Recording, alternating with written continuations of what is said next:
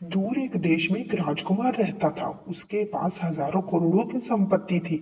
वह अपने माता पिता की इकलौती संतान थी। वह देखने में बहुत ही अधिक सुंदर था। वक्त के साथ वह बड़ा हुआ। तब वह एक दिन जंगल में शिकार के लिए गया। वहां वह गलती से शिकार खेलते वक्त अपने महल के शाही सैनिकों से अलग हो गया। कुछ ही समय में वहां रात हो गई। राजकुमार जंगल में खो गया। सैनिकों ने उन्हें बहुत ढूंढा पर वह नहीं मिली। सैनिक महल वापस आ गए।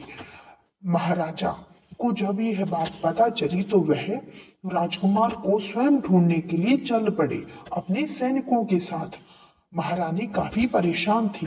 राजा अपनी रानी को आश्वासन देते हुए कहते हैं, हे प्रिय, तुम चिंता मत करो। हमारा राजकुमार एक शूरवीर योद्धा है। हम उन्हें ढूंढने जा रहे हैं। हम उन्हें घर वापस जल्दी ले आएंगे। राजा वहां से चल पड़े। दूसरी तरफ राजकुमार को एक जंगल में घर दिखा। उन्होंने सोचा कि आज रात यहीं विश्राम कर लेते हैं। कल सुबह महल का रास्ता खोजूंगा। राजकुमार अपने घोड़े से उतरे और घोड़े को वहीं एक पेड़ के पास बांध दिया और खुद उस घर की तरफ चल पड़े। दरवाजा खुला था। राजकुमार ने आवाज देकर पूछा, क्या कोई घर पर है? राजकुमार को कोई आवाज नहीं आई। वह घर के अंदर गए। तभी घर के अंदर से एक कमरे में से अचानक पैरों की आवाज आई। राजकुमार ने अपना परिचय देते हुए कहा, मैं कोवाल राज्य का राजकुमार यनम हूँ। मैं महल से दूर आ गया हूँ और रात भी काफी हो चुकी है। क्या मैं आज रात के लिए आपके घर रुक सकता हूँ? राजकुमार ने दबी सी आवाज में कहा। तभी पैरों की आवाज रुकी। राजकुमार ने पीछे मुड़कर देखा। एक सुंदर सी लड़की उसके सामने आ गई।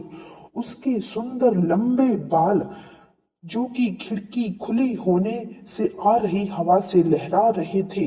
राजकुमार उसे देखते ही रह गए। उस लड़की ने अपनी सुंदर सी आवाज में पूछा, क्या आप ठीक हैं? क्या आप रास्ता भटक गए हैं?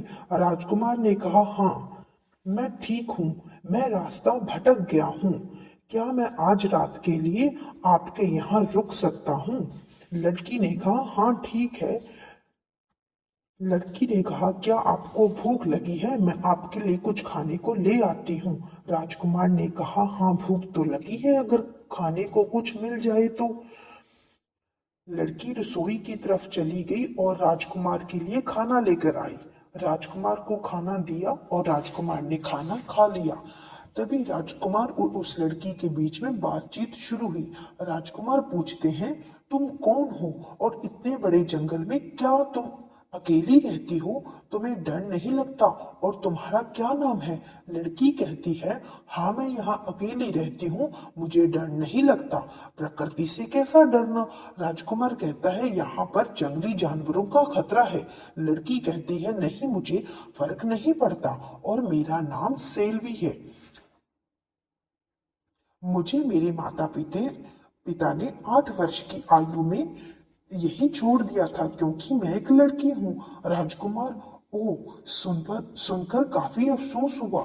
सेवी कहती है, यह बात। राजकुमार ने कहा, क्या तुमने मेरा ख्याल रखा, अपने घर पर जगह दी, तुम मेरी रानी बनोगी? मुझे ऐसी ही किसी की तलाश थी जो सुंदर और बहादुर हो।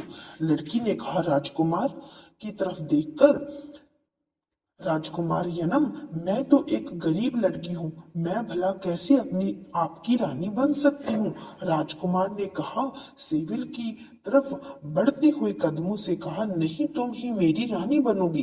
तभी राजकुमार की नजर सामने कमरे में गई जिसमें एक आईना लगा था, जिसमें राजकुमार ने देखा कि वह लड़की नहीं बल्कि एक डायन थी। राजकुमार की आंखें फटी की फटी रह गई।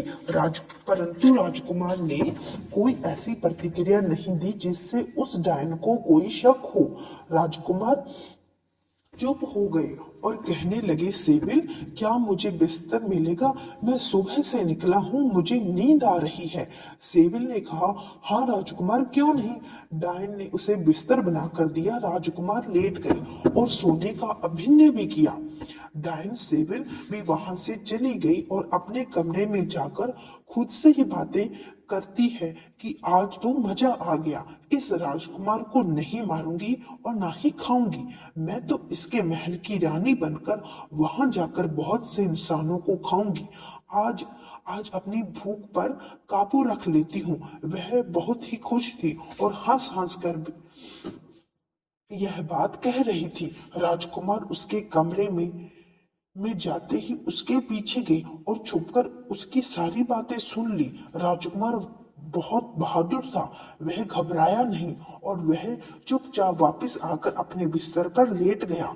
आधी रात के बाद राजकुमार उठकर उस सेविल डायन के कमरे में के पास गया। सेविल डायन और देखा कि वह सो रही थी।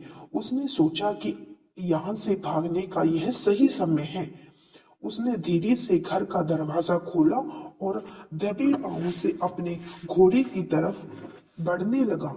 घोड़ा खोल लिया और वहां से जाने ही वाला था कि तभी सेविल डाइन वहां आ जाती है और कहती है, राजकुमार, अभी सुबह होने में वक्त है, तुम अभी कहाँ जा रहे हो? राजकुमार ने कहा, मैं अभी महल की तरफ निकलूंगा तो सुबह तक पहुंच जाऊंगा। माता पिता परेशान हो रहे होंगे। तभी सेविल डायन ने को गुस्सा आ गया। उसने ऊंची आवाज में कहा, राजकुमार, तुम तो मुझसे शादी करना चाहते थे, मुझे रानी बनाना चाहते थे, सुबह तक का इंतजार भी नहीं किया। महल के सैनिक आते और हम दोनों को साथ में लेकर चले जाते। तुम तो मुझे अकेला छोड़कर भाग रहे थे। राजकुमार ने कहा, नहीं, ऐसा नहीं है, मैं तो सेविल डायन। ने कहा, नहीं तो फिर तुम कैसे हो? तुम क्या मुझे बेवकूफ समझते हो? इतना कहकर सेविल डायन अपने असली रूप में आ गई। राजकुमार ने अपनी तलवार निकाली और दोनों के बीच में ताकत और जादू की लड़ाई हुई और राजकुमार ने सेविल के सीने में दिल में तलवार उतार दी।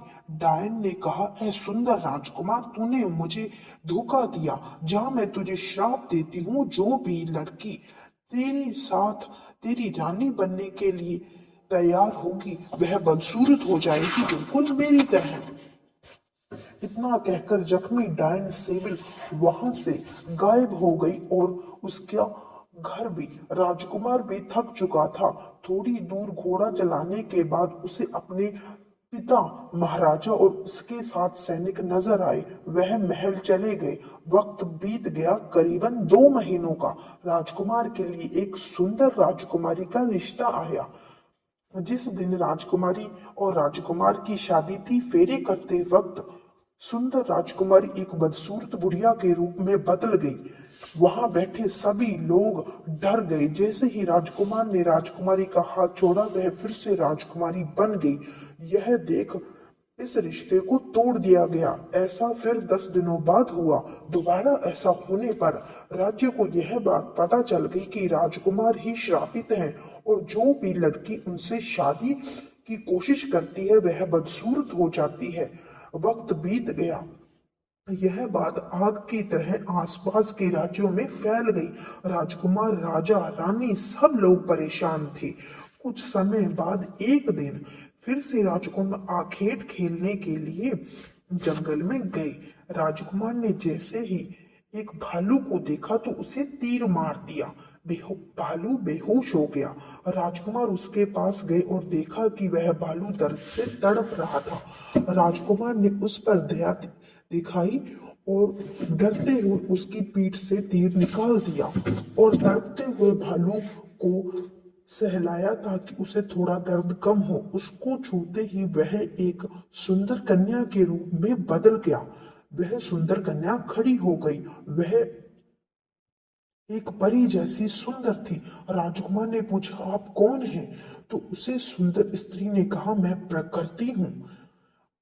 आज तुमने अपना अहंकार छोड़कर एक जंगली भालू को सहलाया और उस पर दया दिखाई, तो मैं तुमसे तुमसे प्रसन्न हुई, क्योंकि किसी भी इंसान को अपने आनंद के लिए किसी भी, चाहे वह जानवर ही क्यों ना हो, जान लेना नहीं चाहिए। राजकुमार ने कहा, आप ठीक कह रही हैं। फिर उस स्त्री ने कहा, हम पहले भी मिल चुके हैं, दोबारा हम कभी ना मिले, कोशिश यही करना। और हाँ, जाते जाते उस स्त्री ने कहा, तुम अब श्राप मुक्त हो गए हो, किसी को कभी भी अपने अहंकार, सुंदरता, आनंद आदि के लाभ में दुख मत देना। तो हमें इस कहानी से क्या शिक्षा मिलती है? तो लास्ट में हमें इस कहानी से यही शिक्षा मिलती है कि किसी को भी दुख देना प्रकृति के नियमों के खिलाफ है, चाहे वो किसी भी तरीके का दुख हो।